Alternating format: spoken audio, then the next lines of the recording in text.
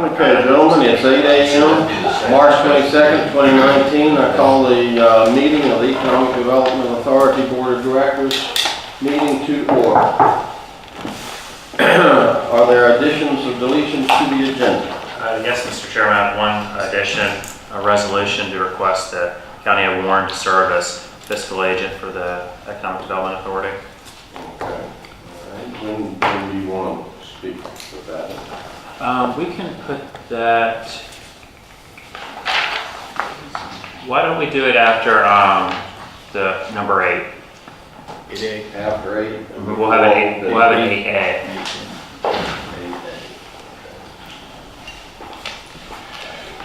Approval of minutes. You have minutes before you. Anyone have any questions or? Do I hear a motion to accept the minutes as delivered to us? So moved. Second. We have a motion and a second. All those in favor say aye. Aye. Those opposed, no.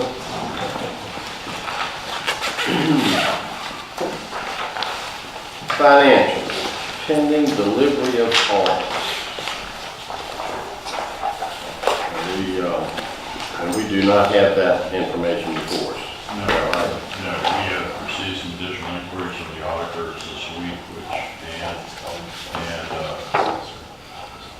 Heather and I are working on fulfilling, and we'll have it as soon as practically possible.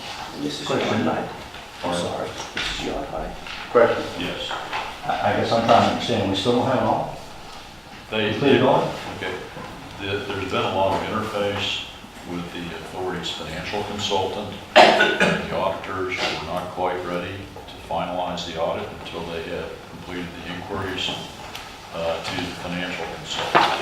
And they've asked us for some additional information regarding to testing some invoices. So they are working towards getting that. They will have it as soon as as soon as the financial consultant is complete with their work, which should be today, more or less. And as when we fulfill those additional requests for information. Okay. Next on the agenda, County Administrator's update. Doug Stanley. Mr. Chairman, members of the board, good morning.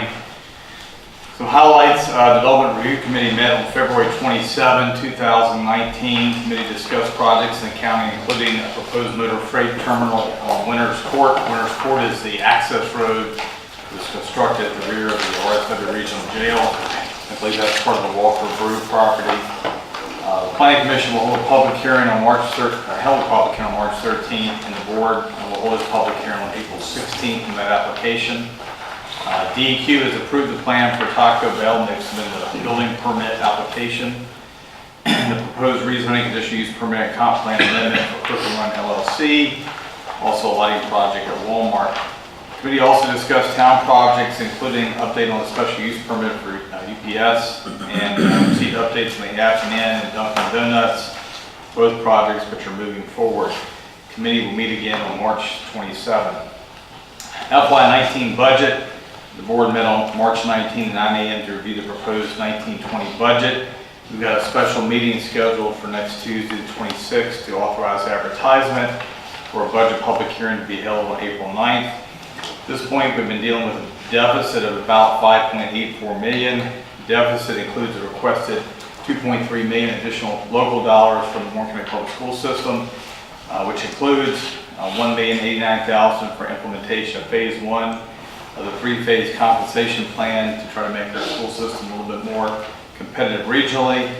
This is part of the joint compensation study the county completed with the school system to come up with a plan to address the annual loss of teachers. Last year, the system had to hire 7 teachers to replace those that left and retired. As Mr. Drescher has noted, this is the 3rd year in a row of such losses. Yes? 5th year. 5th year? 5th year. What's going on? All right. A lot of our schools have a large number of unexperienced 5 years or less teachers. Skyline Middle School, 74%, 5 years or less teaching experience. E. Wilson Morrison, 68%. LFK, 58%. And We realize this is a need and are trying to throw something out. We'll try to begin the implementation to try to address that issue. On the county side, we're facing some of the same issues. Social services has been hit in particular. Last month, we had 8 open positions on the services side. And we realize that we only really have 40-some positions in the department. One person left for a neighboring jurisdiction for $10,000 to $15,000 more in pay and for handling a smaller caseload. Comp study on the county side had recommended about $1 million in total adjustments, and we've got $10,000 in our budget to begin implementation of that. We're also trying to fund a 3% across the board increase to match what the state is providing teachers on local comp board positions, such as deputies. Proposed budget shows a real estate rate of 65.5 cents per 100 of assessed value. That represents a drop of 0.005 from the current rate of 66, but an increase of 6 cents over the equalized rate of 59.5 cents. I mentioned earlier about the public hearing. The Planning Commission will hold a public hearing on April 10th on a rezoning request on Crooked Run West LLC. The applicant is requesting rezone about 134 acres located in West River District, directly west of the existing Crooked Run Town Center or Target Shopping Center. From commercial and agricultural to suburban residential and agricultural property is currently vacant. The applicant is proposing or requesting a conditional use permit for a PRD, which would include 150 assisted living units, 600 workforce apartments, 125 single-family attached units or townhouses, and 150 single-family detached units. Applicant is also requesting to keep 23 acres zoned commercial, 14 will be used for neighborhood retail uses, and then 9 acres are left as open space. They're also proffering to give the county 26.8 acres in public land that can be used as a park or a new elementary school site. The proposal addresses one topic that's come up lately, the need for workforce housing for the community. The county's recently adopted vision states the county should provide a variety of housing choices to allow our citizens and workforce to live prosperously and age with dignity within the community. We'll have to see if this is the right location to do that as the proposal moves through the development process. Reassessment, last page. Board equalization began hearing appeals on March 1. Although the application to file an appeal has passed, citizens may still come to the Government Center for a walk-in meeting with the Board of Equalization, which a notification waiver must be signed that would permit them to hear the appeal without going through the normal notification process. The burden of proof shall be upon the taxpayer seeking relief to show the property in question is valued at more than its market value, that the assessment is not uniform in its application, or that the assessment is otherwise not equalized. All decisions rendered by the BOE are mailed to homeowners at the conclusion of the hearing dates. Rivermont Fire Station, I know it's on your agenda today. We've been working with Davenport and Sands Anderson to effect financing for that project along with Rescue and Health and Human Services. County staff is also working with the FAA and Virginia Department of Aviation on final clearance of the project because it is located on the airport property. We hope to have that completed and the contract signed by the end of the month. And lastly, Health and Human Services, which you guys have helped us to finance in the interim during construction. Furniture was delivered and installed this week at the registrar's office, and we expect them to move into the space in the next few weeks. So we again thank you for helping us get that project to completion. With that, I'd be happy to answer any questions. So we also plan on getting the rest of Tomahawk. Tomahawk, that's actually a county project. They will start that as soon as probably weather breaks. I'm thinking late April, early May. Thank you, Doug. Town manager update, Joe Wallace.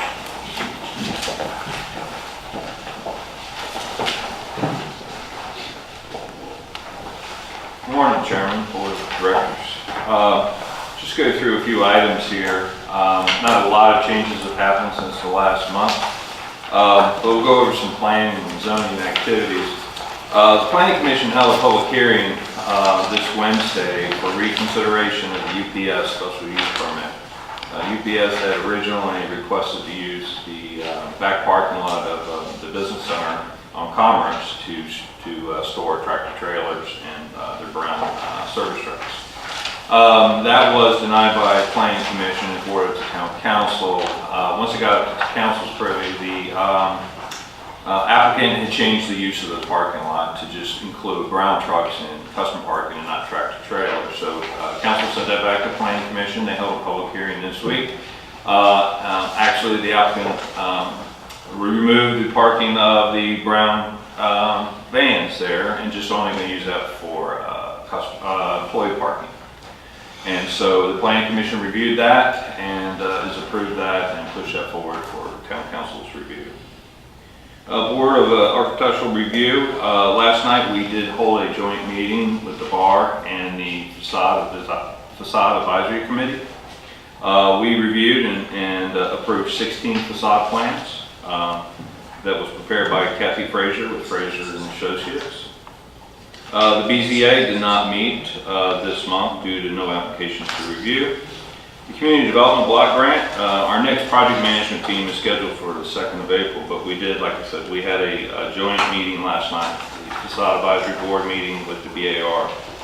We also received BHR approval on the afternoon this month. We had to include that project in the scope of the CDBG, so they had to review what we were doing over there and get their approval, which we did. We've also approved the scope of services to update our downtown parking study. This is very critical. We have plenty of parking on the north side, but we're very, public parking is lacking over on the Jackson side, so this is an area of focus. Dunkin' Donuts is approved and construction is underway. EDA workforce, there's no update there, as well as Front Row Limited Partnership. Happy Creek Knolls, Section 4, no progress there. The hospital, site plan has been approved. As you can see, land disturbances is currently underway. IT Federal, Building 1 continues to be under construction.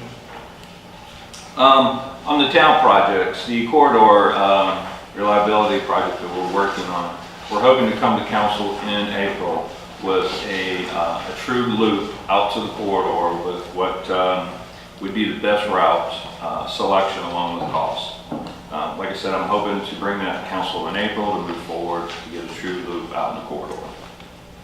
Happy Creek Road Phase 2 project, we did submit funding through the Smart Scale application program through VDOT. Unfortunately, we scored low, which basically resulted to no funding for this project. Staff's now currently working on the next revenue sharing application process, which is coming up here in the next month. Main Street Extension, this project is approximately about 85% complete overall.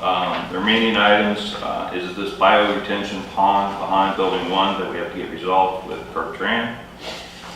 Some final landscaping and then final surface asphalt with striping in April. The police department, we are about 95% complete. We still got some site work that we're working on over there. Working on a punch list. We're looking at right now substantial completion by the end of March. Royal Phoenix Lift Station is approximately about 70% complete. Not a lot of progress on it this past month. Remaining items still include an access road to get to the site, installing the pumps permanently on the wet wells, getting electrical run from Main Street down to the site, and then actually getting the pump certified. Westminster Sidewalk, this process has been 5 years, but we're actually going to start construction on April 8th. We anticipate 6 to 8 weeks construction, and we can put that project into the completion file.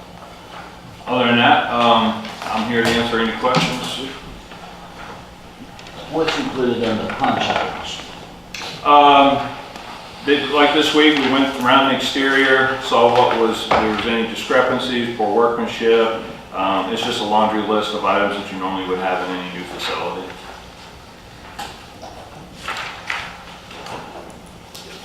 Thank you. Any further questions? Thank you, Joe. Interim Director's Report, John Anzivino. Thank you, Mr. Chairman. Before I launch into my report, I wanted to say that I appreciate the county and Emily Mounts being here today to serve as our temporary reporter, arranged through Doug Stanley. I would say, from an interim director standpoint, that the cooperation with the county has been nothing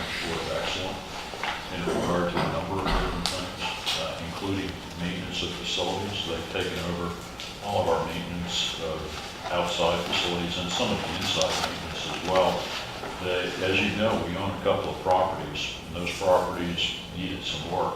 So I met with Public Works crews who will be conducting that work, and I'm sure doing a good job. They've already done work on this building. They're providing janitorial services, and I just wanted to say thank you to the county, because often relationships between boards and counties are not as strong as what I see here. And it's gratifying as a former local official. Okay, my report. Be very brief because I keep in touch with the board quite a bit, and we have a lot of business to conduct today. The core business of the authority continues. We are continuing to field requests from business prospects. We are scheduled to show the Atlantic Skyline building. Last week, unfortunately, the business had to cancel the visit because of a crisis within their business. But they will be coming back to take a tour of the building. In addition, another example of county board authority cooperation. Friday about 4:30, I received an email from the Virginia Economic Development Partnership for a request for information on Atlantic Skyline. The response was due Tuesday at noon. And of course, this is board week and we're a little short-staffed right now. Consequently, Taryn Logan carried the brunt of the work, putting a response together to the Virginia Economic Development Partnership. I cooperated with that, but was engaged in other activities. But we got it in on time, and it is a project which may be very beneficial to the county, also to the town from a usage standpoint of utilities, and also for creation of jobs. We continue to show other properties. We're continuing to get inquiries on some of our raw land. I actually showed some of our space here, our vacant space here in the complex, to a prospective business this week in regard to a startup laboratory facility. No toxic chemicals, but they would be conducting testing on, since this is Virginia wine country, or we're on the edge of Virginia wine country, doing testing for vineyards, which is a gap that they've identified and a niche which they think that they can fill. Hopefully, we've also provided them some spaces in the town, you appreciate that, to look at as well. And we've talked to them about the technology zone, which I'm not sure that we don't believe they qualify. In addition, some of the raw land that we've been showing and talking to prospective purchasers on includes the McKay Springs property, where there's a joint town-county EDA ownership. And there would be some development out there if one of the developers develops the entire piece, or maybe if the deal is attractive enough, portion of the piece of the property. And we continue to work on construction financing, Dan and I do, for the Afton Inn. That is something that, according to the board's previously approved development agreement, was to be put in place, but was overlooked in the past. And Dan and I are working on that with the developer now, who's been extremely good to work with. Second item, executive recruitment. We'll have more discussion about that in closed session today, but your committee comprised Vice Chairman Drummond, Mr. Daly, met last week. We had 12 applicants for the executive director's position. A very high quality pool was identified of applicants, 5 applicants for the board's interview next Monday and Tuesday. And Monday and Wednesday. Wednesday. I'm sorry, Monday and Wednesday, excuse me. I have packets for you that we will discuss with the candidates' information for discussion a little bit later in the meeting. The authority in the past, and I don't have a lot of information on this, but I do have all the applications, has provided a couple of scholarships to high school seniors here in the county. And it's not used money from the authority. We've actually done fundraising letters. The chairman signed a fundraising letter in late January, and that has gone out. I believe contributions are being received. But we have the applications in now, and as I understand it, the executive director in the past approved scholarships. I think it would be wise, since that is a community service which the authority provides, to have the board involved with that, as I've noted on many other occasions. So I would ask the board to entertain appointment of 2 folks to review those applications, along with the standards for the scholarship program, and to identify the two most worthy candidates. Anybody want to volunteer?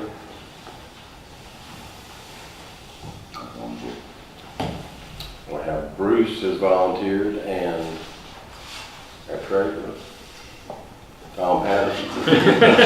Get him volunteering. You told me you weren't gonna do that. I think we've got 2 real, very, very good applicants for that. Do you want to do a motion to approve? I would so move. We have a motion, second, I'll second. and a second. All those in favor of endorsing the 2 gentlemen, say aye. Aye. Those opposed?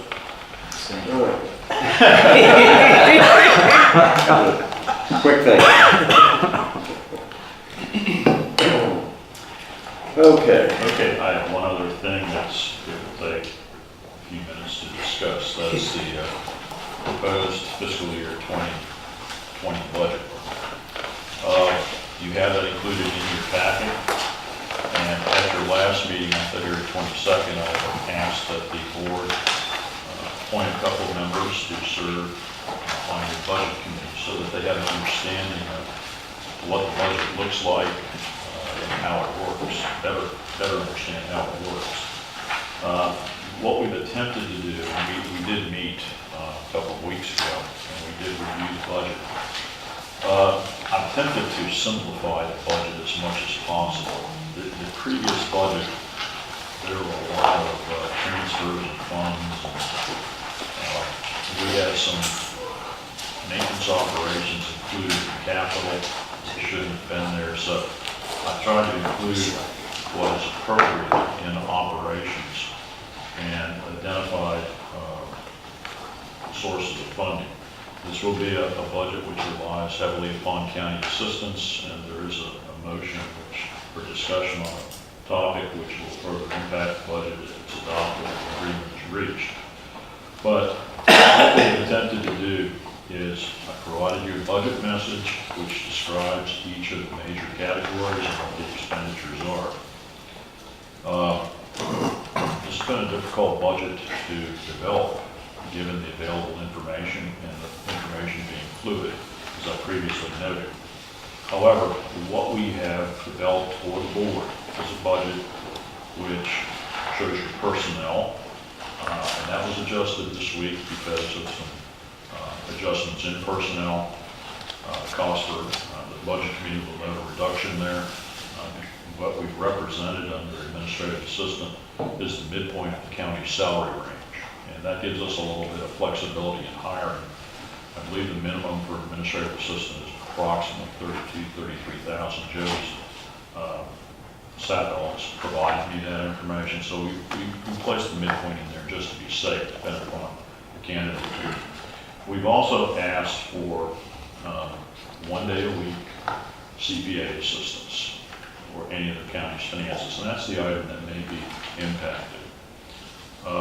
In addition, you'll note that the executive director salary is budgeted at current level, which is $115,000. That is negotiable dependent upon your candidate, but we put in where we were now just to see, just to make sure we have enough funds to work with. So overall, it was noted in the past, in the current fiscal year budget, personnel was totaled out at $217,000. That's reduced this year to $170,200, and maybe reduced further depending upon hires. We've also tried to identify personnel benefits and support, and provide you an idea of what the scope of the costs of those benefits are and how they're computed. For example, the authority currently provides full family coverage for employees on health insurance.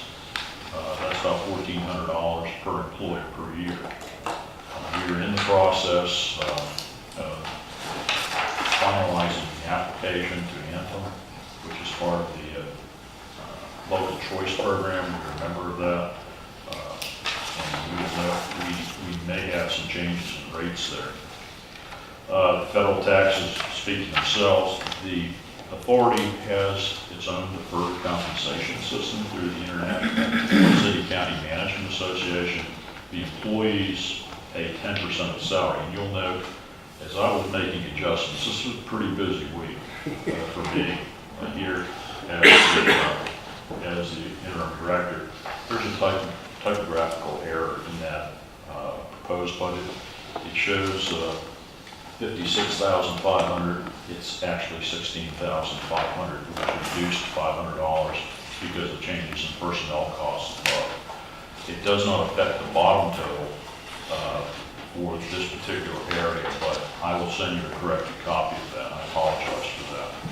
Workers' compensation is based upon state rates. Professional liability officers and staff. You have a flyer there's not a flyer, you have an attachment to your budget. And that shows all of our insurance and who it's placed with, what the limits of the insurance are, as well as what the costs are. So professional liability officers and staff is included in that particular sheet. You do have, I believe it's $1 million coverage as officers of the authority. Life insurance, we are not part of VRS, the Virginia Retirement System. There's a $50,000 life insurance policy for each employee. It's through the Prudential. It's $974 per employee this current year. Auto allowance, this is provided by the executive director. It's a negotiable item. It's not something which the board has yet decided based upon negotiations with whomever the successful candidate will be. Previously that was $6,000. I reduced it to, I think, a more market acceptable $450 per month. Travel and training speaks to itself. That's for the executive director and staff to go to Richmond, meet with the EDP for attendance at any training conferences, those types of things, maybe through IEDC. Dues and subscriptions, IEDC and VEDA. Some interesting conversations with VEDA about past participation of the former executive director. We haven't really been a member for a couple of years, but it was listed in the budget. But the new director, one of your successful candidates, is obviously going to want to participate in that because it is a good networking tool. Communications and expenses, those speak for themselves. That includes phone and internet, landline, which we have internet service with Comcast, and cell director for your director. Now that may change. It may be that you don't want to provide cell support for your staff member, one other staff member. So that could be reduced somewhat. But the cell director amount represents the policy that you recently adopted on a monthly basis. Technology core operational support and website revisions. We're currently working with a local provider, Queen Technology. I think you all have had experience with Queen. They have done a very good job, I think, of stepping in and keeping us running. We also have a website, and I think you've noticed that maybe our website has remained fairly static and it's not very interactive. We need to update that website, so there's an expense in there through Queen. We submitted a proposal of $6,500 to update the website, and I would advise that should not be extended until the new director settles in, has a chance to evaluate the website, and they can make the changes to the website. I don't think I should be doing it as interim director. And then postage, that's for the postage meter here that we have.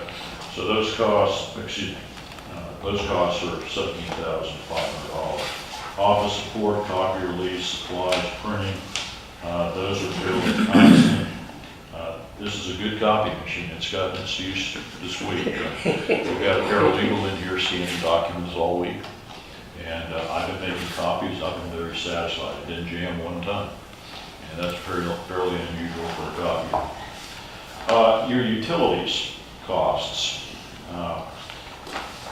Many of these were, some of these were included in the past in your capital budget for some reason.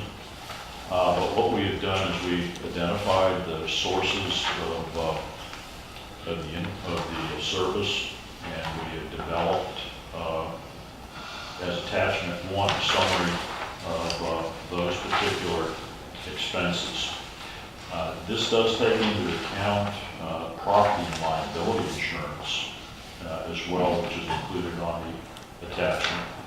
And maintenance costs are significantly reduced because your maintenance costs in the past included utilities, water, sewer, electricity, maintenance costs for all properties. And we found some properties where there were no associated maintenance costs, but they were in the budget. So that has been reduced, and the amount that we have projected for fiscal year 2020 reflects the demand for services for the buildings owned by the authority, the outside services such as cutting of the industrial parks, the rights of way, maintenance of this property by the county, which has been very good to work with, as I said. Was the electricity, including solar, help us out any? It does, yes, it does. And matter of fact, we started invoicing for solar on this building. I may interrupt for just a second, sir. This is really cool. It's really well done to explain how this attachment A on the utilities and where this 36,000 comes from to go back through here. I just want to commend that. That is really extremely well done. Thank you. Moving on to professional fees, the legal support. I asked Dan Whitten, after everything settles down, we were thinking it may settle down about after July 1. This reflects what his history has been in the past, as we discussed via email. We have to pay attorneys? Oh, well, you know, it's like me, service is free. This is part of my pro bono work I'm allowed to do under my contract. I see. I can do 10 hours a week, so I'm exceeding that. So Yeah. under my contract.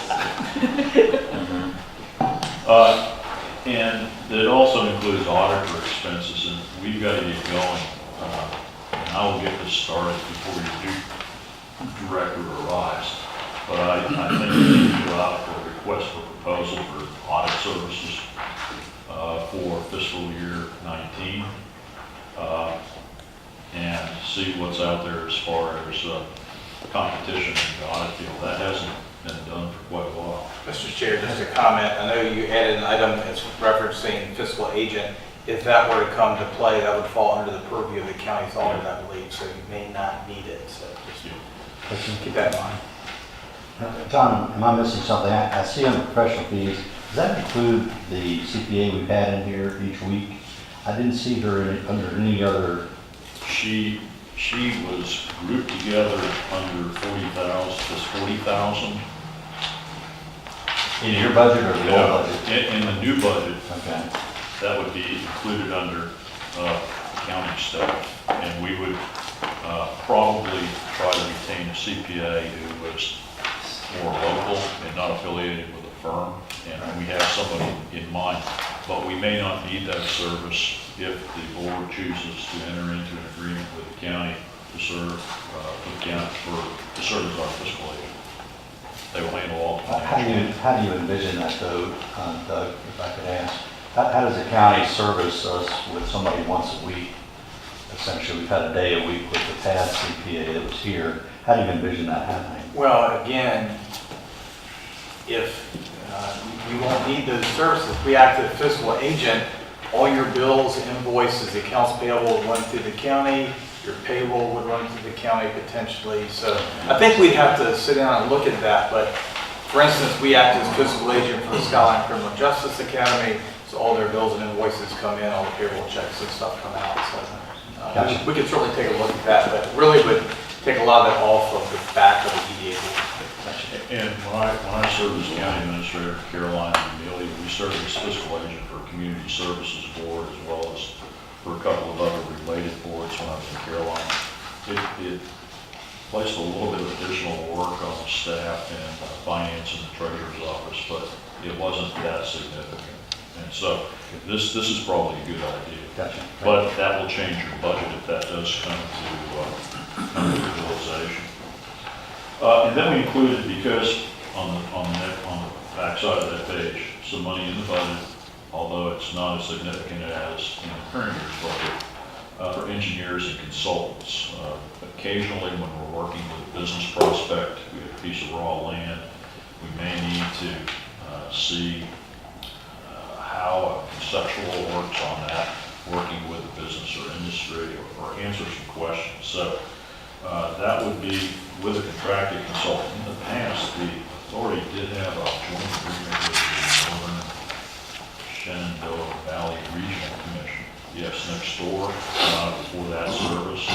I'm not sure that's still in place, but that is something we would want to explore. Moving on to business development, which is one of the things that we really need to work on, and is reaching out to prospective business.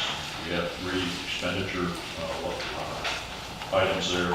Advertising, there's advertising from Royal, Warren County, and the available resources of the Economic Development Authority in appropriate publications. That's not increased because a lot of this has gone to the internet. In fact, we get a lot of inquiries off our website now, and we get a lot of free service from some really listening services. The existing industry program is reduced a little bit, but we've talked about that. And before I leave, I'll be providing you with some additional suggested structuring recommendations. To have a couple board members serve on an existing and prospective business committee. That will be to work with prospective businesses. It also funds things like there is a roundtable coming up for the Port of Virginia, and we have purchased a table there for $500 for 8 people, and we'll be talking to the chairman about who we should invite from the county, from the town, and from the board to sit at the table. But those are the types of things that the existing industry pays for. And then prospect expenses, that's taking prospects out to dinner, and maybe on occasion going to visit the prospect as well. But we budgeted that category at $16,000, a slight less over the current year until the new director settles in and really decides where the scope of that should be. Then under your external community programs, you've got the scholarship expense. And we're looking at 2 $1,500 scholarships here. For some reason, the expense in the past has been around $5,210. I don't know what was related to that, but that's what was shown in the audit. So we've got that in at $3,000, and of course, that's kind of a pass-through program because we raise money to fund those scholarships. All is wise to have a miscellaneous for anything that the executive director may have missed, and a contingency depending upon which may be required for any unanticipated expenses. So what we've been able to garner from the current year's budget is your operating expenditures were $557,107. We've reduced those based upon some analysis, changes in salaries, to $475,581. Now that's got to be balanced by revenues, and as I mentioned, that's shown on the next page. That shows a significant support from Warren County, from leases, annual bond fees, interest income is included in miscellaneous. Insurance reimbursements, we have some pass-through programs where we're actually insuring properties, and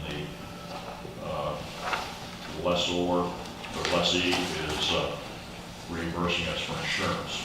We put an estimate in utilities for this building from lessees, and some miscellaneous income, and a transfer of funds, so that balances out. You do have attachment 1, which lays out, as Mr. Daly said, your outside expenses, your utility expenses. You also have page on insurance, and then we have your projected debt for fiscal year 2020. As we went through, Carolyn Stimmel and I, who is former county finance director, we analyzed, and we've been analyzing the letters of credit and untangling them, as well as the other debt which the authority has, and that's subject to a lot of discussion, which will take place in a little bit later. What I've tried to do here is show you what the cost share is based upon what we know. And this is based upon what we know at this time, because it seems to be as Carolyn is working, she's identifying more things. But in fiscal 2019, as Carolyn and I have identified this, it appears that we had budgeted $141,559 for expenses for the joint business parks. And that should be, in the coming year, based upon Carolyn's analysis, be about $84,000. And then we broke it down to debt service costs based upon the shares of the town and the county. And then we have the additional town and county, on the back page, the additional town and county only cost share projects. One is the Law Drive building, which we are currently trying to sell or lease.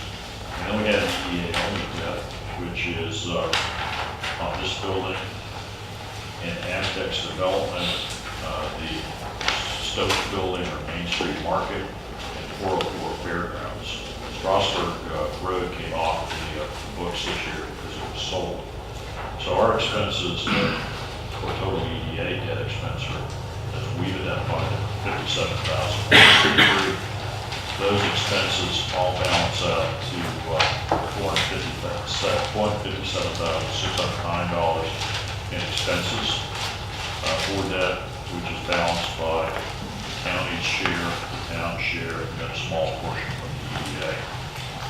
So that's the budget which I presented to the budget committee, and what's reflected in your budget. I would recommend in the coming year that as the board works through the year, that you sit down with your director at least on a quarterly basis and discuss where you are in regard to the budget and what's going on, what they're seeing, and what you're seeing as professionals who are out in the community, who understand trends in the community, trends in the region. So with that, I talked a lot. I'll be happy to answer any questions that you might have. One thing I'd just say is I truly appreciate the detail that you put into this and the transparency in each of the items. That makes a huge difference for the board to be able to see where everything's going. Oh, absolutely. I truly appreciate that. We have not had that before. Question about the executive director's salary is, how does that compare with current market rate and what we're seeing relative to the applicants at this point?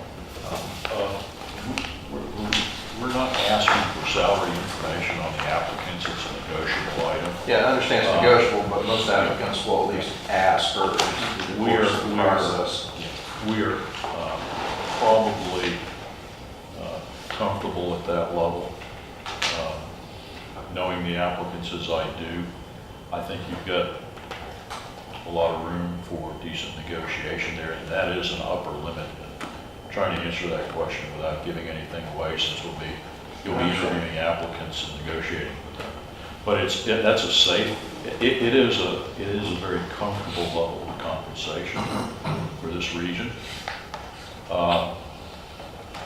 I would say though that the last week I think it's a very fair level of compensation. I'm only joking, as you know. But the fact of the matter is, I think that was for a director who had been here for 10 years. I think beginning at a lower level, working up is appropriate.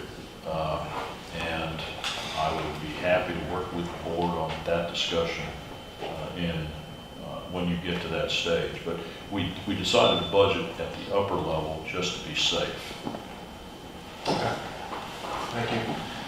Second question, if I may, you've suggested, a quarterly discussion, a quarterly update about the budget. Would it be possible to get some sort of a monthly update, at least for the? No, yes, I agree. I think you should have monthly reports, but I think you should have a quarterly meeting to dive into it a little bit deeper. So monthly updates, quarterly deep dive, if you will? Yes, sir. Okay, thank you. Yes. I want to echo what Mr. Drescher said. The budget and the money is the blood of the organization. It's what makes the organization go. And if you understand that money, you can understand the organization. And I think this is an awesome job. It really is, of sorting this out and starting to put where this goes over here and how it trails over there, etc. And I think that's a commendable thing, and we're going to want to amend this at times and propose that in the future. But I would like to make a motion as to adopt this, to submit it to the county to get a starting point for the county's budget. I'd second that. Okay, so we have a motion to submit our budget to the county and a second. Any discussion concerning that? All those in favor of the motion say aye. Aye. Those opposed, no. Okay. We will submit it. Now, we have 8A. John, I think Ed Daly was going to put this out. Yes.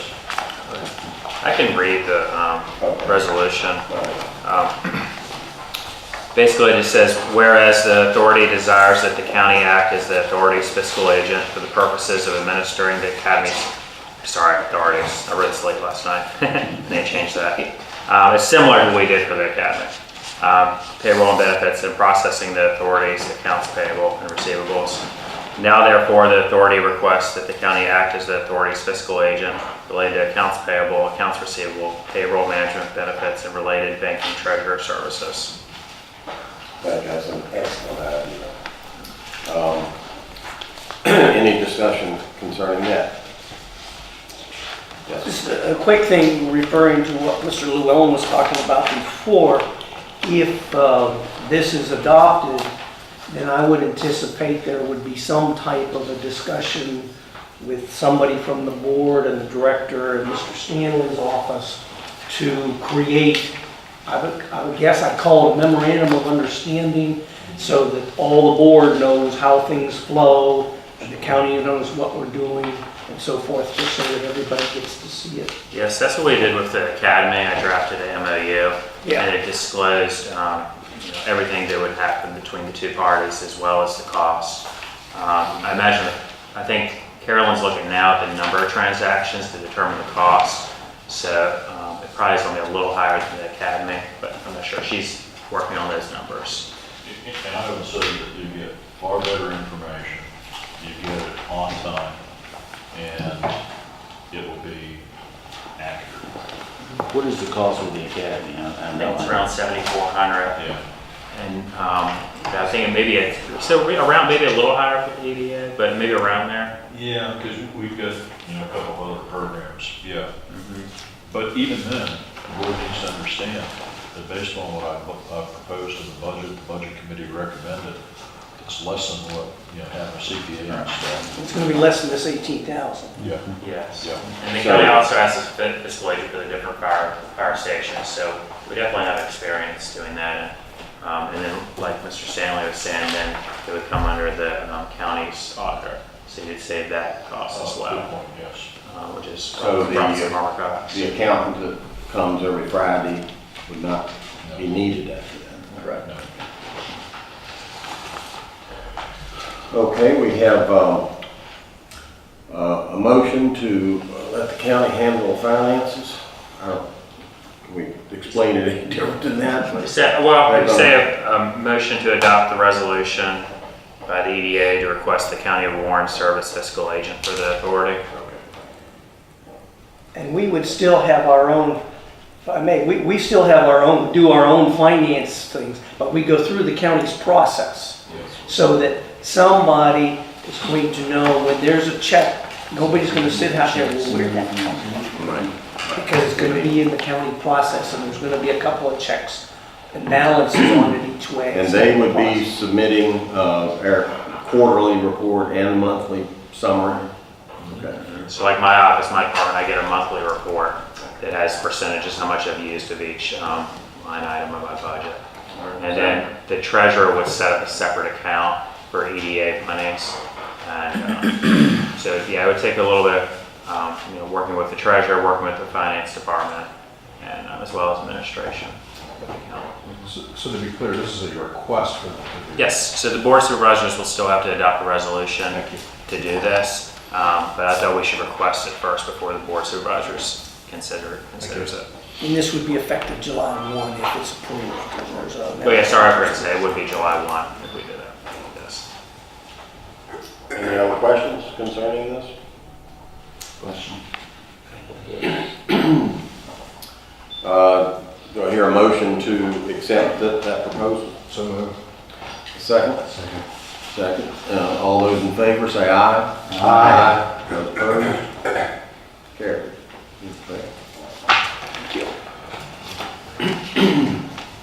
Okay, we have old business.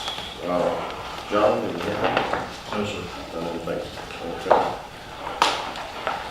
Staff comments. Well, we do need number 8, the approval of the resolution. Approval of, okay. So we voted on 8A, but we'll vote on now 8. And yes, I believe Dan Siegel from Sands Anderson's here, and then also RJ Brown. RT Taylor. RT Taylor, sorry. RT Taylor. Well, I'm not exactly sure what this I can help out. Yeah. is. Okay. They're going to explain it, they're going to explain it to the board because, we got, there was some confusion as to whether or not we're taking on new debt. We're not taking on any new debt. The county is actually taking debt off our books. So, Mr. Chairman, should I go ahead? Yes, go ahead, please. Dan Siegel, St. Anderson. What this is there are a variety of projects that the county has been undertaking, but it's been funded from the lines of credit that the EDA has had out. There are a number of, there's money that went into Rusty Jeffries Elementary School, there's money that's going into the new County Health and Human Services Complex. The Rivermont Fire Station, which is bid out, so it's going to be part of that. All of this has been an obligation of the EDA on their lines of credit previously. This is going to take that out of the lines of credit, out of the EDA obligation, and it will instead be a bond issue like Valley Health, like Royal Arms, where the county will be responsible for all of that obligation, and the bondholder knows that the county is the credit, not the EDA. So all the bills and everything, all the debt service will be paid for by the county. So this is a resolution that deals, and you've had this in the past, just to kind of summarize, it's going to pay for those projects. Most of Rutsey Jeffries has already been done. This is really for some of that and for the Health and Human Services building, and again, the Rivermont Fire Station replacement. And it adds up to a maximum of $11,395,000. We don't think that'll be the final number, but that's the maximum. RT Taylor from Davenport and Company, who is the county's financial advisor, is here, and he'll be able to explain more of the process. And they went through a pretty exhaustive process of getting bids from a variety of banks. We'll go through more of that. This resolution goes through what the recommendation is. The Board of Supervisors met and approved picking the response, which was Capital One, and that's set forth in the resolution. They provided a 25-year financing at a pretty attractive rate of 3.58%. And they were really the best financing for a 25-year. There was a lot of discussion about the impact on the county, and there's a whole explanation that Davenport and Doug Stanley went through and seeing where the different funds were coming from. But that's really where the best financing is. Mr. Will? Yeah, I'm sorry, I want to make sure that I understand. Were these projects that were originally scheduled to be funded under the new market tax credit and that you'd obtained financing for, That's actually correct. They were going to be done under the new market tax credit, and with keep up with this. with some of the complexity that we found with the new market tax credit, that they may or may not be available. It looks like it's not available for these projects. So the short version is they're going to take these off of our book, obtain permanent financing for them, and it'll just shift over to them. Yeah, I should have had you do that at the beginning. I'm having to ask questions all around me trying to figure out what the hell's going on. Yeah. Let me introduce for a second, Mr. Chairman, Archie Taylor, who's here from Davenport and Company, and he can explain what they did from the process. Okay. Well, thank you for having me here this morning. Thank you, Dan. Just, again, big picture to echo some of what Dan said.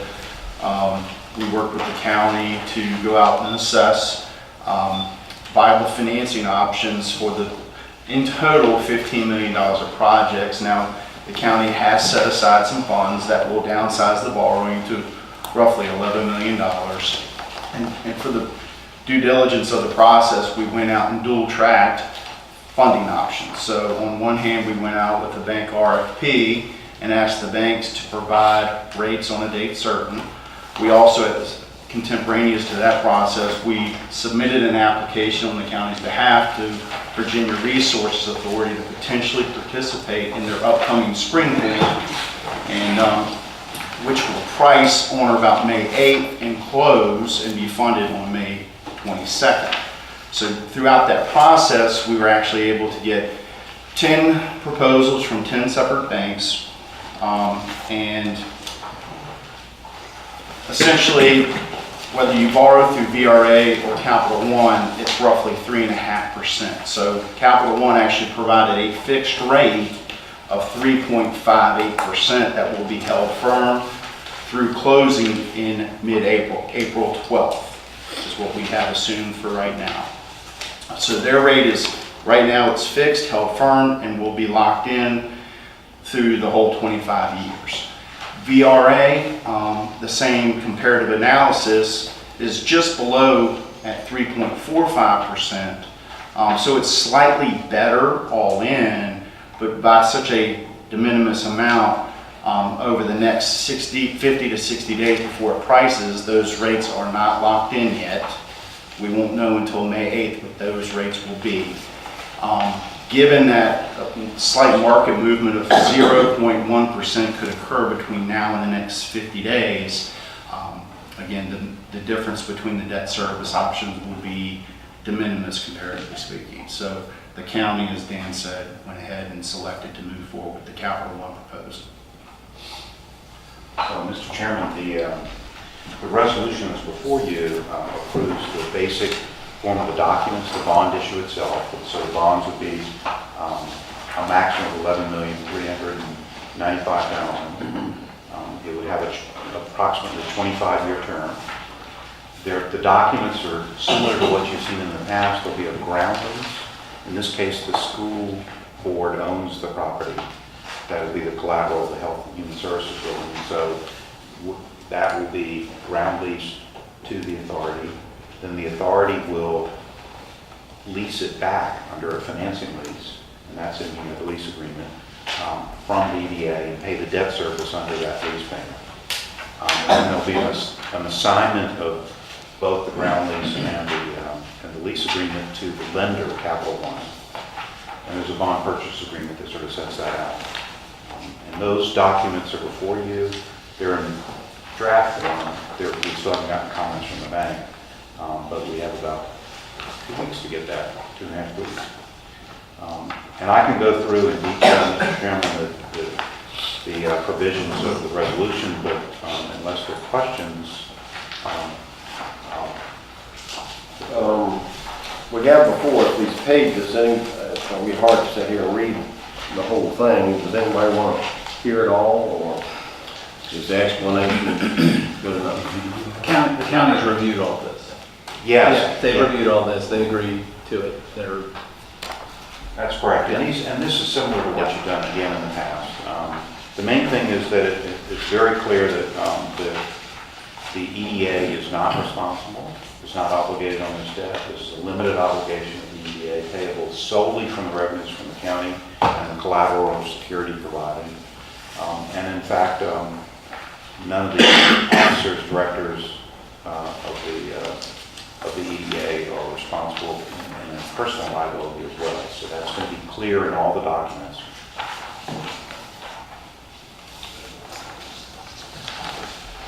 Other comments, Mr. Bailey?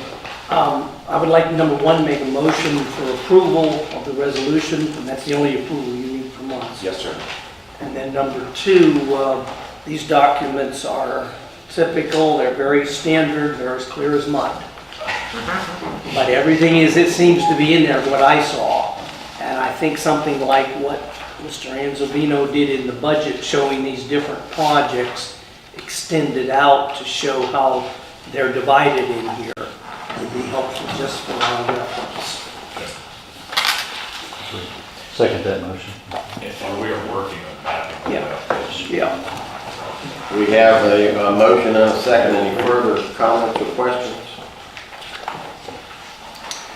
All those in favor of accepting the resolution, say aye. Mr. Chairman, I'll leave a roll call vote. Sorry. Roll call. Roll call is fine. Patterson, aye. Llewellyn, aye. Drescher, aye. Daily, aye. Drummond, aye. Blanton, aye. Thank you very much. We'll, Mr. Chairman, we'll arrange sometime in the next 2 weeks to work with you and the secretary to sign off on it.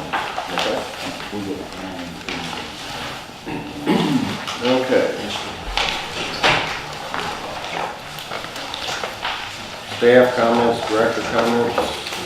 Yeah, so now that the West Main Street has been extended through, a chain link fence out front, I mean, that's a rusty eyesore, and it doesn't provide any security or anything anymore. And is there any reason why we couldn't just take it down? The old rusty wire fence. Yeah. That's on our list of things to do, but we haven't gotten to that yet, but it's a good point. We will get to that. You talking about the fence out here? Oh, we were gonna use that sign. It was gonna be taken down and moved and used. Did that fence project never get done, I guess? We were talking, yes, Happy Creek, we were on it, we were on investigate it, but So this that's was in still- good enough shape to do it. In the process, okay. And we still have a fence to replace as part of the leash run project. That's on my list as well. All the materials are there, it's just getting put up. Yes. The town manager mentioned the workforce housing project, the permits and so forth. Do we need to discuss that with the town in closed session for a moment? I don't believe so. Okay. We have any Further discussion on any of these resolutions? And I think we have a closed session coming up. And the board, yeah, you've got 4 closed sessions scheduled today, and they're divided by new business item. So in front of you, you have these sheets, which are your motions to go in for the first 2. Motions to come out as highlighted at the top in red. So you've got your first 2, and then you've got your second 2.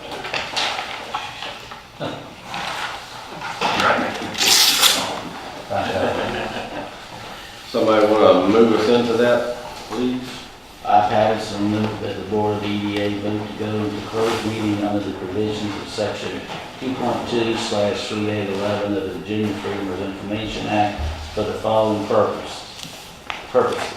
Section 2.2, 3711A.5, discussion concerning a prospective business or industry or expansion of an existing business or industry where no previous announcement has been made of the businesses or industries interest in locating or expanding its facilities in the community. Such business to be located on the Avtech site, Stevens Industrial Park, Main Street, and Happy Creek area. Virginia Code Section 2.2-311A.7, consultation with legal counsel and briefing by staff members or consultants pertaining to actual or probable litigation. Where such consultation or briefing in open meeting would adversely affect the negotiating or litigating posture of the public body. I further move that discussion be limited to potential litigation to be filed by the Economic Development Authority. Patterson, aye. Mullen, aye. Treasurer, aye. Haley, aye. Thumbs up. Plant and I.